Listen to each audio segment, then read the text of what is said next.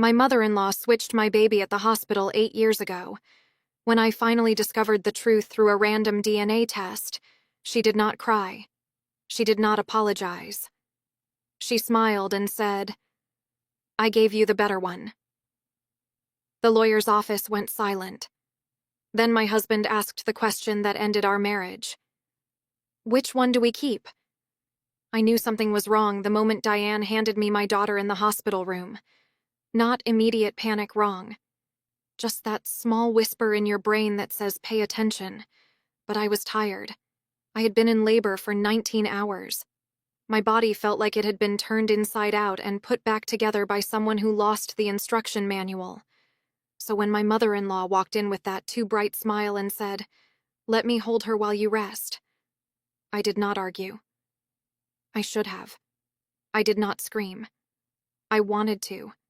I wanted to grab her by the shoulders and shake her until the truth fell out in pieces I could hold. But I just stood there, frozen, waiting for her to explain how switching 2 babies in a hospital could possibly be what was best. Diane looked at me with that calm expression she always wore when she was about to justify something terrible. "You were so tired," she said. "You were not ready. That other baby, Emma, she was fussy, crying nonstop. I could tell. I could tell she was going to be difficult." I felt my chest tighten. "So you switched them?" Diane nodded like I had just understood basic math. Sarah was calm. She was perfect. "I knew you needed a baby you could handle." My voice cracked. "She was not yours to choose." Diane's eyes flashed. "I was helping you." I laughed. It came out sharp and broken. "You stole my daughter." Diane stood up. Her voice went cold. "I gave you a better one." The room spun. I sat down before I fell down. My hands were shaking so hard I had to press them into my knees. "Does Daniel know?" Diane hesitated. Just for a second. That was answer enough. "Oh my God," I whispered. "You did this alone." Diane straightened her shoulders. "I did what a mother does. I protected my son. I protected you. That other baby would have destroyed you." I stared at her. "Her name is Emma." Diane waved a hand.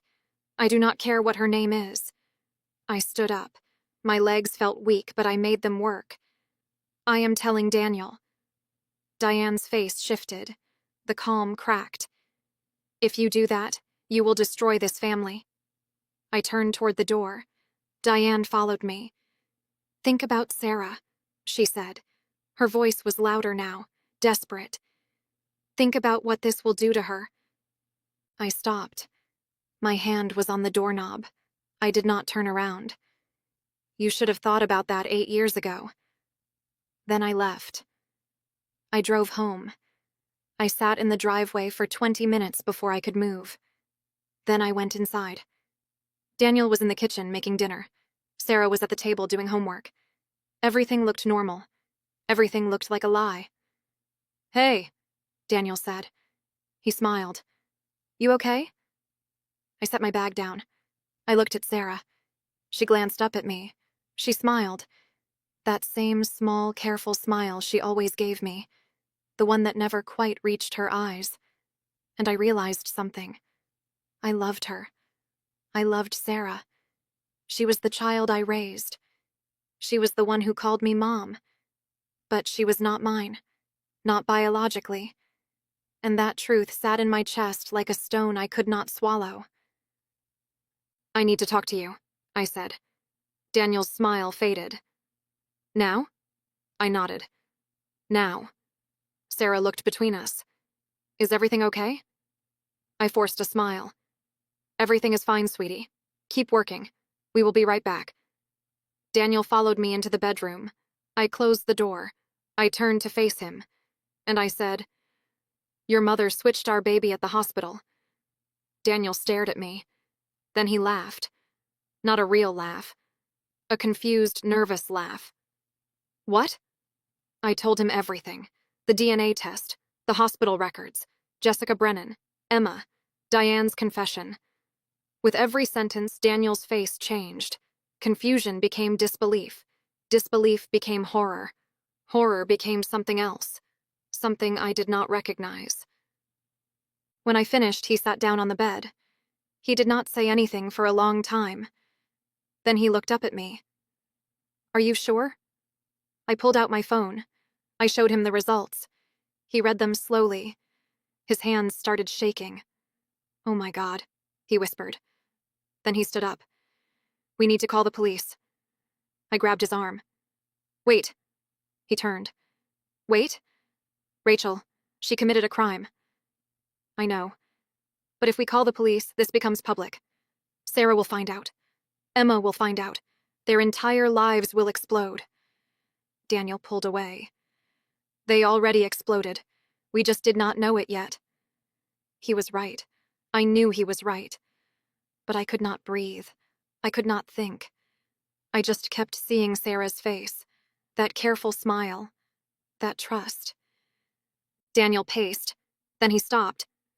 "We need to talk to Jessica." I nodded. "I know." He looked at me. "Do you have her number?" I shook my head. "Just her social media." Daniel pulled out his phone. "Then we message her." I grabbed his hand. "Daniel, we cannot just message her and say, 'Hey, I think our babies were switched.' We need to meet her. In person. With proof." He stared at me. Then he nodded. "Okay. Okay. You are right."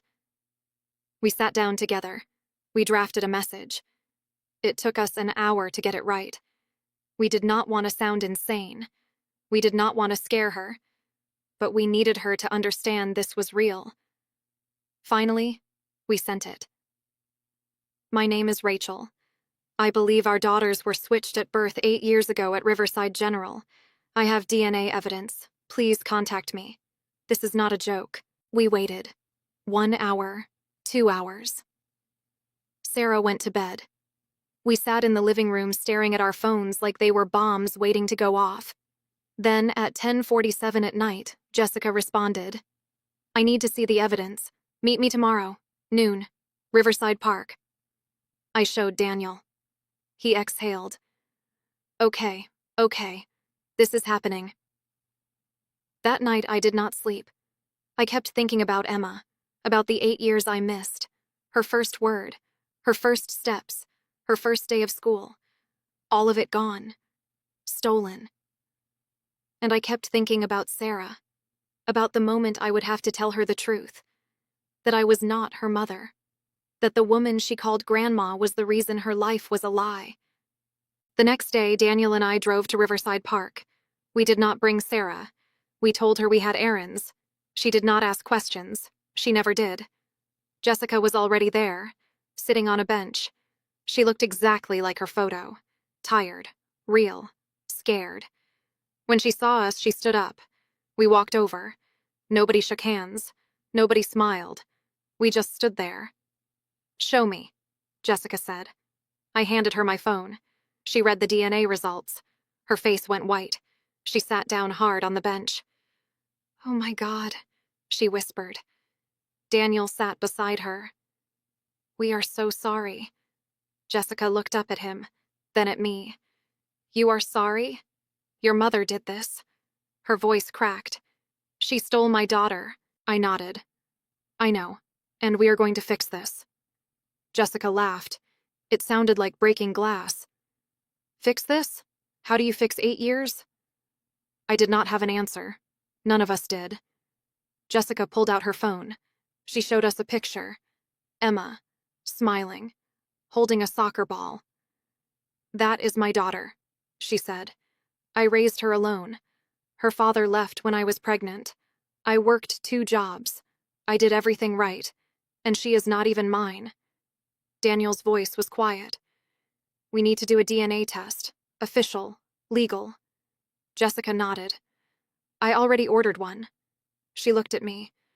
I knew something was wrong. Emma does not look like me. She does not act like me.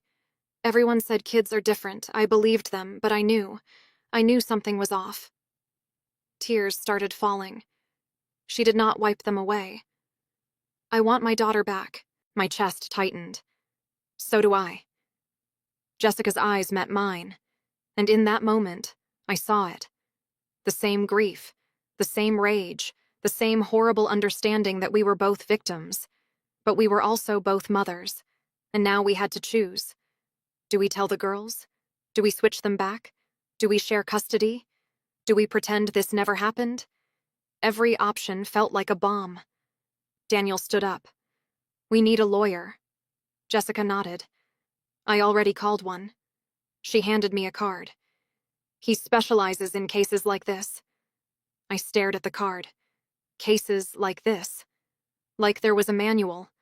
Like this happened enough to have a category. When do we meet him? I asked. Jessica checked her phone. Thursday, 2 o'clock. Thursday came too fast. We met at the lawyer's office. His name was Martin Callahan. He was older. Calm. He had seen terrible things and learned how to talk about them without flinching. We sat in his office. Me, Daniel, Jessica. And Martin laid it out. This is a criminal case. Switching infants is kidnapping. Fraud. Your mother-in-law will face charges. Daniel swallowed. What about the girls? Martin leaned forward. That is the complicated part. Legally, you each have a biological daughter you did not raise. The court will have to decide custody. Best case scenario, you share. Worst case, the court prioritizes the biological mother and reverses custody entirely. I felt sick. So I could lose Sarah. Martin nodded. Yes. Jessica's voice was tight. And I could lose Emma. Martin continued. There is another option. You could agree privately. Co-parent. Slowly introduce the girls to the truth. Let them build a relationship with their biological mothers over time. No court, no media, just family. Daniel looked at Jessica. Would you do that? Jessica stared at him, then at me. I do not know you. I do not trust you. Your mother destroyed my life. Her voice broke. But I do not want to hurt Emma. So yes, I will try. We agreed to meet again. With Diane. Martin said we needed her confession on record. Daniel called his mother. He told her to come to the office. She refused. He told her if she did not come, we would call the police. She came. When Diane walked into that office, she looked smaller, older, but not sorry. Not yet. Martin asked her to explain what happened. Diane sat down. She folded her hands, and she told the truth. I switched the babies in the nursery. It was easy. The hospital was busy. Nobody was paying attention. I saw Emma crying. I saw Sarah sleeping. I knew Rachel could not handle a difficult baby. So I switched their bracelets. I switched their bassinets. And I gave Rachel the one I knew she could love. Jessica stood up. You had no right. Diane looked at her. You were a single mother with no support. I gave your daughter a better life. Jessica's voice shook. You stole her. Diane's eyes hardened. I saved her. Martin held up a hand. Mrs. Hoffman, what you did is a federal crime. You will be charged. Diane's face finally cracked. I was protecting my family. Daniel's voice was cold. You destroyed it. The meeting ended. Diane was arrested 2 days later. The media found out. Our lives became headlines. Mother-in-law switches babies. Family torn apart. 8 years of lies. Photographers camped outside our house. Reporters called non-stop. And through it all, Sarah and Emma had no idea. Until we had to tell them. We decided to do it together. Me, Daniel, Jessica. We sat the girls down in a neutral place, a therapist's office. We told them the truth. We told them gently, carefully. We told them they were loved, they were wanted. Nothing was their fault. Sarah cried. Emma went silent. Then Emma looked at me, and she said, Are you my real mom? I nodded. I could not speak. Emma stood up. She walked over to me, and she hugged me. I held her. I held my daughter.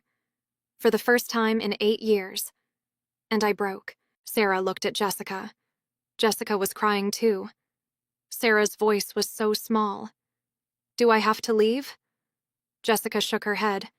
No, baby. Nobody is leaving. We are just adding more people to love you. But Sarah did not believe her. I could see it in her eyes. She thought she was being replaced. The next few months were agony. Therapy, court hearings, custody arrangements. Diane pleaded guilty. She was sentenced to 5 years. Daniel barely spoke to her. I never did. Sarah struggled. She pulled away from me. She clung to Daniel. She was angry, confused, heartbroken. Emma adjusted faster. She was curious. She asked questions. She wanted to know me. And slowly, painfully, we started to build something. It was not perfect. It was not what I imagined. But it was real. 2 mothers. 2 daughters. One impossible truth. And the long, hard work of learning to be a family anyway. My mother-in-law switched my baby at the hospital 8 years ago. When I finally discovered the truth through a random DNA test, she did not cry. She did not apologize. She smiled and said, I gave you the better one. The lawyer's office went silent. Then my husband asked the question that ended our marriage. Which one do we keep? I knew something was wrong the moment Diane handed me my daughter in the hospital room. Not immediate panic, wrong. Just that small whisper in your brain that says, pay attention. But I was tired. I had been in labor for 19 hours. My body felt like it had been turned inside out and put back together by someone who lost the instruction manual. So when my mother-in-law walked in with that too bright smile and said, let me hold her while you rest, I did not argue. I should have. Sarah was born at 3:47 in the morning at Riverside General. The hospital was understaffed that night. 2 other women delivered within an hour of me. The hallways smelled like disinfectant and exhaustion. Nurses moved fast, checking charts, switching rooms, managing chaos with clipboards and controlled voices. My husband Daniel was passed out in the chair beside my bed. He had been awake for over 24 hours. His hand was still holding mine, but his head was tilted back and his mouth was open like a broken hinge. I did not wake him. He looked too peaceful. Diane had been in the waiting room the entire time. She insisted. She said she wanted to be there the second her grandchild arrived. At the time, I thought it was sweet. I thought it was love. I did not know it was strategy. When the nurse brought Sarah back from the initial checkup, Diane was standing in the doorway like she had been waiting for a cue. She did not knock. She just walked in, arms open, smile wide, eyes sharp. Oh my God, she whispered. She is perfect. I smiled. I was still floating in that hazy post-birth fog where everything feels both real and distant. Diane reached for Sarah before I could even adjust my grip. Let me see her, she said. It was not a question. I hesitated for half a second. Then I handed her over because saying no to Diane had always been harder than it should be. Diane cradled Sarah like she had done this 1,000 times. She probably had. She raised 2 kids. She knew how to hold a newborn. But something about the way she looked at Sarah made my stomach twist. Not in a good way. In a this does not feel right way. She has my nose, Diane said. I blinked. She is 2 hours old. Diane laughed. I am serious. Look. She tilted Sarah's face toward the light. I could not see anything except a tiny sleeping baby who looked like every other tiny sleeping baby. But Diane kept talking. And her chin. That is Daniel's chin. No question. I nodded because agreeing with Diane was easier than questioning her. That was my first mistake. Diane stayed for another 15 minutes. She rocked Sarah. She whispered things I could not hear.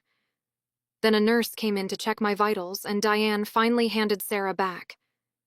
Get some rest, Diane said. You did amazing. Then she left, and I fell asleep. When I woke up, Sarah was in the bassinet beside my bed. Daniel was awake now, staring at her like he was trying to memorize her face. She is so small, he said. I reached for his hand. She is ours. He smiled, but somewhere in the back of my mind, that whisper was still there. Pay attention. The first few months were chaos. Sarah cried constantly. Not normal newborn crying, screaming. The kind that made neighbors knock on doors and ask if everything was okay. I tried everything. Feeding schedules, different formulas, swaddling techniques I learned from YouTube videos at 3 a.m. Nothing worked. Daniel started sleeping in the guest room because he had to work. I understood. Someone had to keep the lights on. But it meant I was alone with Sarah and her screaming and my growing belief that I was failing at the one thing I was supposed to know how to do. Be a mother. Diane visited often. Too often. She would show up unannounced with groceries or baby clothes or advice I did not ask for. You are holding her wrong, she would say. Or, she is crying because she can sense your stress. Every sentence felt like a test I was failing. But then she would take Sarah, and within minutes, Sarah would calm down. Diane would smile at me like she had just solved a puzzle I could not even see. It just takes practice, she would say. I wanted to scream. Instead, I said, thank you. Daniel noticed, but he did not say anything. He loved his mother. She raised him and his sister Claire in a house where emotions were managed and problems were solved quietly. You did not yell. You did not accuse. You just handled things. So when I tried to tell him that his mother made me feel small, he said, she is just trying to help. And I swallowed it. I swallowed it for 8 years. Sarah grew up. She was a good kid. Quiet. Obedient. A little too serious for someone so young. She did not throw tantrums. She did not test boundaries the way other kids did. She just existed in this careful, controlled way that everyone praised, but I found unsettling. She is so well behaved, people would say. I would smile and say thank you. But at night, I would watch her sleep and wonder why she felt like a stranger. Diane adored her. She called Sarah her little twin. She bought her clothes that matched her own style. She signed her up for piano lessons because Diane played piano. She talked about Sarah like she was a project she had been working on her whole life. And Sarah loved her back, more than she loved me. That part hurt the most. I was her mother. I carried her. I fed her. I stayed up with her when she was sick. But when Sarah scraped her knee, she ran to Diane. When she had a bad dream, she called Diane.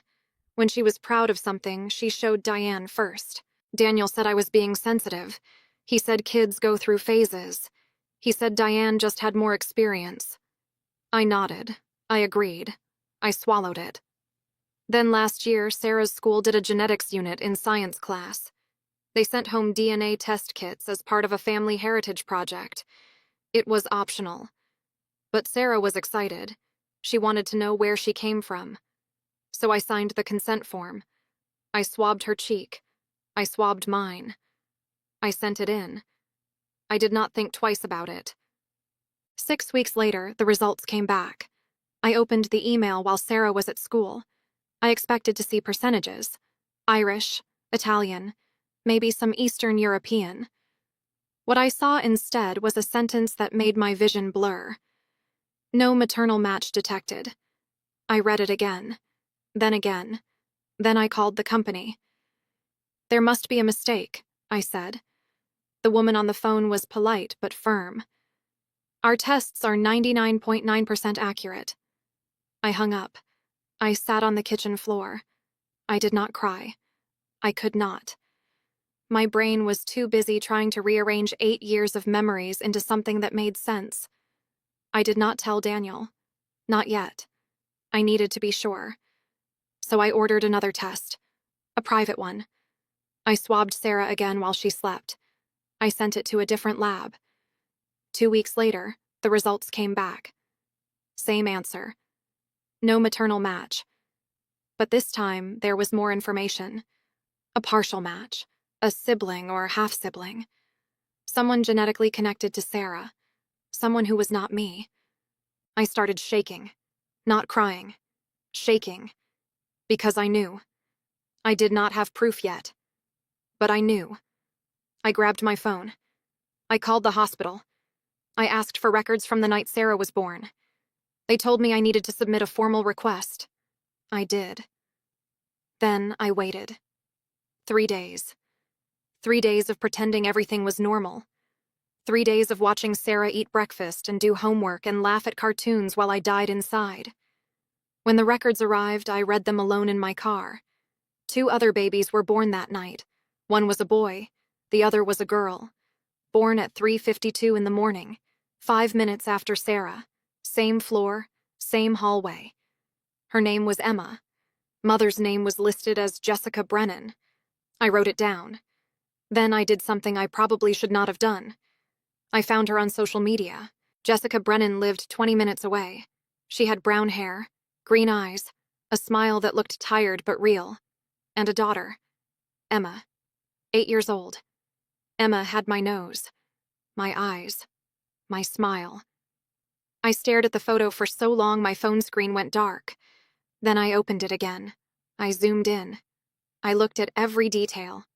The way Emma held her head, the way she stood, the shape of her hands. It was like looking at a picture of myself as a child. I sat in that car for 2 hours. Then I drove to Diane's house. I did not call first. I just showed up. I knocked. She opened the door with that same too bright smile. Oh, sweetie, what a nice surprise. I walked past her into the living room. I turned around. I looked at her, and I said, "What did you do?" Diane's smile did not fade. It froze, like a mask that had been glued on. "What are you talking about?" I pulled out my phone. I showed her the DNA results. I showed her the hospital records. I showed her the photo of Emma. Diane's face went pale. Not shocked pale. Caught pale. She sat down slowly on the couch. She folded her hands in her lap. And then she said the thing that broke me. "I did what was best."